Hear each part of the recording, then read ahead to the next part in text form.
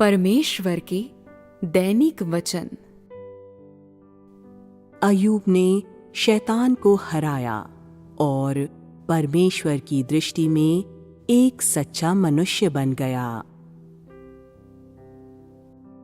जब अय्यूब पहली बार अपनी परीक्षाओं से होकर गुजरा था, तब उसकी सारी संपत्ति और उसके सभी बच्चों को उससे ले लिया गया था, परंतु उसके परिणाम स्वरूप वो नीचे नहीं गिरा या ऐसा कुछ भी नहीं कहा जो परमेश्वर के विरुद्ध पाप था।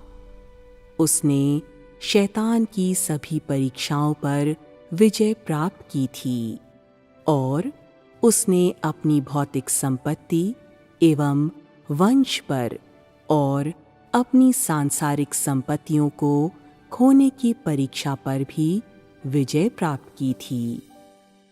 कहने का तात्पर्य है कि जब परमेश्वर ने इन्हें ले लिया, तब भी वो उसकी आज्ञाओं को मानने और इसके कारण परमेश्वर को धन्यवाद एवं स्तुति देने के योग्य था।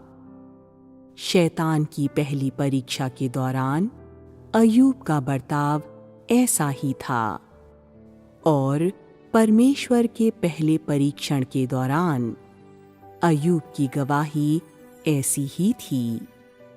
दूसरी परीक्षा में शैतान ने अय्यूब को तकलीफ देने के लिए अपना हाथ बढ़ाया और हालांकि अय्यूब ने ऐसा दर्द सहा जिसे उसने पहले कभी नहीं सहा था, तो भी उसकी गवाही लोगों को अचरज में डालने के लिए काफी थी।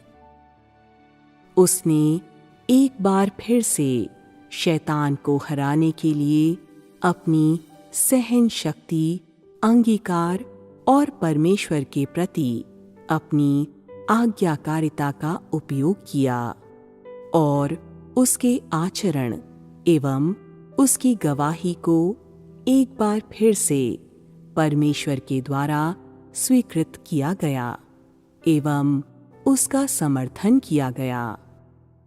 इस परीक्षा के दौरान अय्यूब ने शैतान पर इस बात की घोषणा करने के लिए अपने वास्तविक व्यवहार का उपयोग किया कि शरीर का दर्द परमेश्वर के प्रति उसके विश्वास एवं आज्ञाकारिता को पलट नहीं सकता था या परमेश्वर के प्रति उसकी भक्ति एवं भय को छीन नहीं सकता था। वो मृत्यु का सामना करने के कारण परमेश्वर को नहीं त्यागेगा या अपनी खराई एवं सिधाई नहीं छोड़ेगा। अय्यूब के दृढ़ संकल्प ने शैतान को कायर बना दिया। उसके विश्वास ने शैतान को भयभीत और थरथरा दिया। शैतान के साथ उसकी जिंदगी और मौत की जंग ने शैतान के भीतर अत्यंत घृणा एवं रोष उत्पन्न किया। उसकी खराई एवं सिधाई ने शैतान की वो हालत कर दी कि वो उसके साथ और कुछ नहीं कर सकता था। कुछ इस तरह कि शैतान ने उस पर अपने आक्रमणों को त्याग दिया और यहोवा परमेश्वर के सामने अय्यूब पर अपने आरोपों को छोड़ दिया। इसका अर्थ ये है कि अय्यूब ने संसार पर विजय प्राप्त की थी, उसने देह पर विजय प्राप्त की थी, उसने शैतान पर विजय प्राप्त की थी और उसने मृत्यु पर विजय प्राप्त की थी।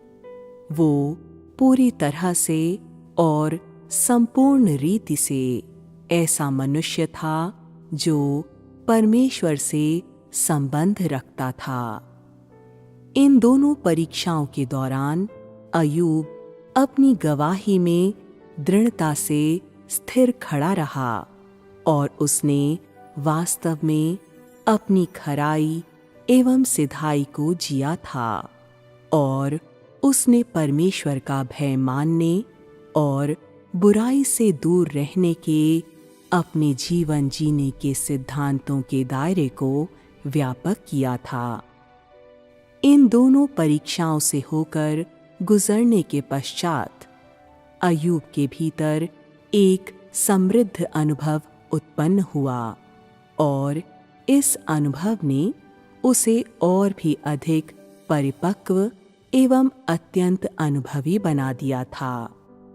इसने उसे मजबूत और प्रबल आस्था रखने वाला मनुष्य बना दिया था और इसने उसे ईमानदारी की सच्चाई एवं योग्यता के विषय में अति आत्मविश्वासी बना दिया, जिनके तहत वो दृढ़ता से स्थिर रहा। यहोवा परमेश्वर के द्वारा अय्यूब की परीक्षाओं ने उसे मनुष्य के लिए परमेश्वर की चिंता के विषय में एक गहरी समझ एवं एहसास प्रदान किया और उसे परमेश्वर के प्रेम की बहुमूल्यता का एहसास करने की अनुमति दी और उस बिंदु से परमेश्वर के लिए उसके भय में परमेश्वर के प्रति विचार और प्रेम को जोड़ दिया गया था। यहोवा परमेश्वर की परीक्षाओं ने न केवल अय्यूब को उससे दूर नहीं किया, बल्कि उसके हृदय को परमेश्वर के और निकट लाया।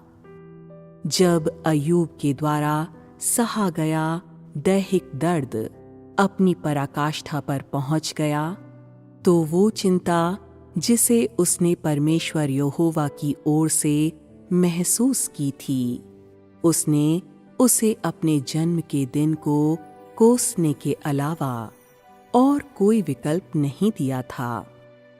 ऐसे आचरण की योजना बहुत पहले से नहीं बनाई गई थी, परंतु ऐसा आचरण उसके हृदय के भीतर से परमेश्वर के लिए उसके विचार एवं उसके प्रेम का एक स्वाभाविक प्रकाशन था।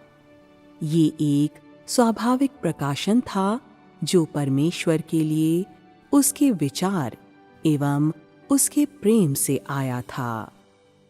कहने का तात्पर्य है, क्योंकि उसने स्वयं से घृणा की थी और वो परमेश्वर को कष्ट देने के लिए तैयार नहीं था और वो परमेश्वर को कष्ट देने की बात को सहन नहीं कर सकता था। इस प्रकार उसका विचार एवं प्रेम निस्वार्थता के बिंदु तक पहुंच गया था। इस समय अय्यूब ने अपनी चिरकालिक प्रशंसा और परमेश्वर के लिए अपनी लालसा और परमेश्वर के प्रति अपनी भक्ति को विचार एवं प्रेम के उस स्तर तक ऊंचा किया था। ठीक उसी समय उसने परमेश्वर के प्रति अपने विश्वास एवं आज्ञाकारिता और परमेश्वर के भय को भी विचार एवं प्रेम के उस स्तर तक ऊंचा किया था। उसने स्वयं को कोई ऐसा कार्य करने की अनुमति नहीं दी जो परमेश्वर को हानि पहुंचाता।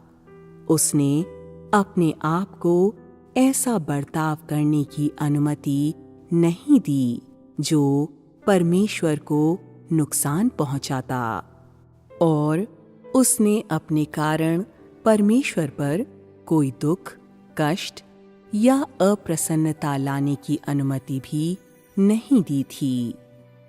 परमेश्वर की दृष्टि में हालांकि अय्यूब वही पहले का अय्यूब था, फिर भी अय्यूब के विश्वास, उसकी आज्ञाकारिता और परमेश्वर के प्रति उसके भय ने परमेश्वर को संपूर्ण संतुष्टि एवं आनंद पहुंचाया था। इस समय अय्यूब ने उस खराई को प्राप्त किया था जिसे हासिल करने के लिए परमेश्वर ने उससे अपेक्षा की थी।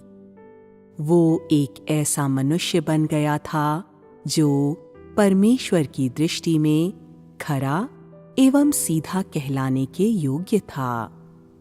उसकी धार्मिकता के कार्यों ने उसे शैतान पर विजय प्राप्त करने और परमेश्वर के प्रति अपनी गवाही में दृढ़ता से स्थिर खड़े रहने की अनुमति दी थी।